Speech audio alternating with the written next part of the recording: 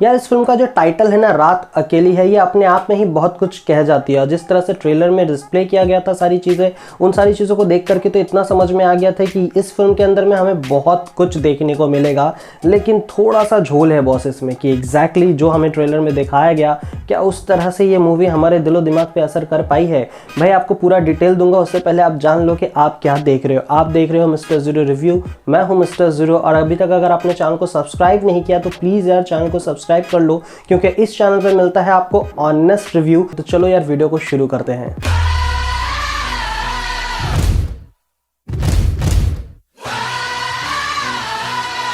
सबसे पहले बात करते हैं स्टार कास्ट की। और यहाँ पे स्टार कास्ट के अंदर में आपको दो लोगों का नाम जो है हमेशा दिमाग में चलता हुआ रहेगा, वो है नवाजुद्दीन सिद्दीकी और उसके अलावा जो है राधिका आप्टे। और इन दोनों के अलावा अगर आपको किसी की खास एक्टिंग देखनी है या फिर कुछ ऐसे दिग्गज कलाकार को देखना है जिसको आप हमेशा मिस करते हुए आते हो और बहुत ही कम देखी जाती हैं, तो वो नाम है यहाँ पे ईला अरुण। और ईला अरुण का नाम अगर लिया जाए तो वो बहुत ही शरारती सी एक वुमेन है, क्योंकि उनके जो गाने होते हैं वो बहुत ही ज़्यादा चुलबुले टाइप होते हैं। और यहाँ पे एक्टिंग जो की है उन्होंने, वो एक्टिंग बहुत ही हटके किया। अब इन दोनों की जोड़ी मतलब नवाजुद्दीन सिद्दीकी और ईला अरुण की जोड़ी जो है इससे पहले घूम केतु में था। और मुझे ऐसा लगता है कि इन दोनों की जोड़ी उतनी लकी नहीं है।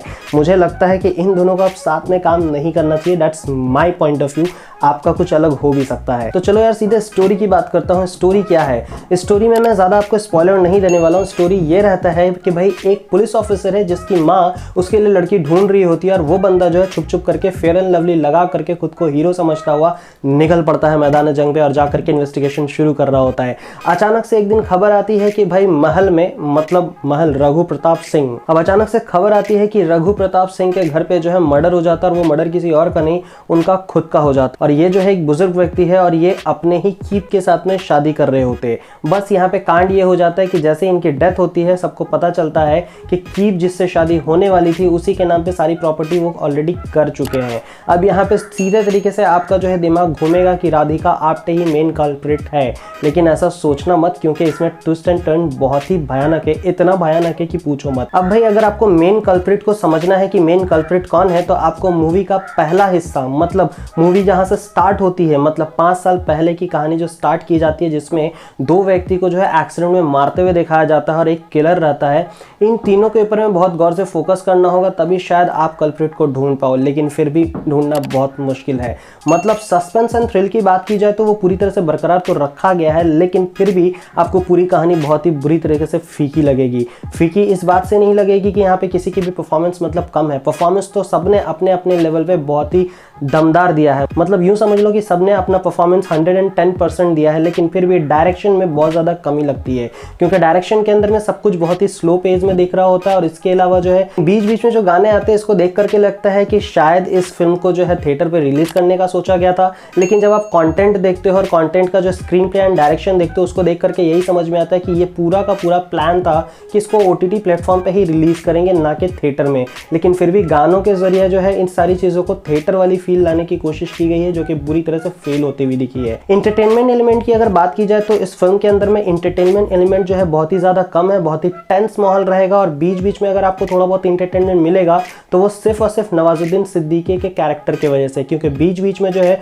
वो राधिका आप्टे पे लाइन भी मारते रहते हैं और इन्वेस्टिगेशन भी करते रहते हैं। इसके अलावा अगर आपको कोई कैरेक्टर नोटिस करने वाला लगेगा तो वो वही रहेगा जो कि नवाजुद्दीन सिद्दीकी के साथ में केस को असिस्ट कर रहा होता है। आप थोड़ी बहुत उम्मीद मानोगे तिग्मांशु धूलिया को देख करके, क्योंकि तिग्मांशु धूलिया यहाँ पे एज अ कमिश्नर का रोल प्ले करते हुए देखे जा रहे हैं, और साथ ही साथ वो साथ देते हुए देखे जाते हैं अभिजीत को। अब इनका रियल नाम मुझे नहीं पता है, क्योंकि बचपन से लेकर आज तक इनका नाम मैंने अभिजीत ही सुना है, सोनी एंटरटेनमेंट के CID वाले अभिजीत। और ये यहाँ पे देखने के बाद ऐसा लगा है कि मानो इनको हर फिल्म में जो है एक ऐसा रोल दिया जाता है जो कि मोस्ट ऑफ द टाइम एक दूसरे से बहुत ही ज़्यादा रिलेटेबल होता है। मतलब वही एरोगेंट नेता या फिर एरोगेंट कोई हायर अथॉरिटी वाला बंदा। और यहाँ पे जिस तरह से उनका रोल प्ले करते हुए दिखाया जाता है वो बहुत ही अच्छा रहता है। और कारण सिर्फ इतना रहता है कि अभिजीत सर जिस तरीके से कैरेक्टर को पकड़ते हैं, मतलब बात करने से पहले कुछ चबाते और फिर थूकते हैं और थूकने के बाद में जो है वो अपनी बातों को शुरू करते हैं। वो देख करके इतना तो समझ में आ जाता है कि ये कितना पावरफुल बंदा है और इनका कैरेक्टर कितना ज़्यादा दमदार है। लेकिन क्लाइमेक्स में जाके इनका कैरेक्टर जो है पूरी तरह से दम तोड़ देता है और उसके ऊपर में हावी होते हुए देखे जाते हैं नवाजुद्दीन सिद्दीकी,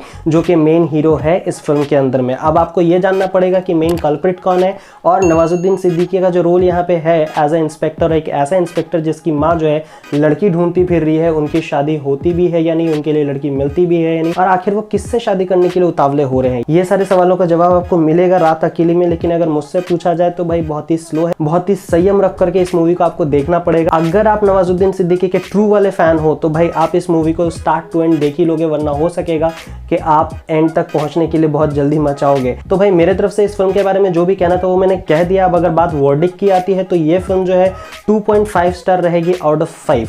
हो सकता है कि बहुत ज़्यादा शॉकिंग लगे मेरे इस रिएक्शन से, लेकिन यार जो मुझे लगा मैंने वही बताया। लेकिन आपको क्या लगा प्लीज़ कमेंट सेक्शन पे जाकर के बताना। आप मेरे बातों से एग्री कर पाए या नहीं कर पाए वो भी ज़रूर बताना, लाइक और डिसलाइक करके भी। तो मिलूंगा नेक्स्ट वीडियो में, तब तक के लिए thank you, tata bye sayonara and hasta la vista. Please यार बॉलीवुड प्रेमी के चैनल को सब्सक्राइब करना ना भूले, बेल का बटन जरूर दबाना।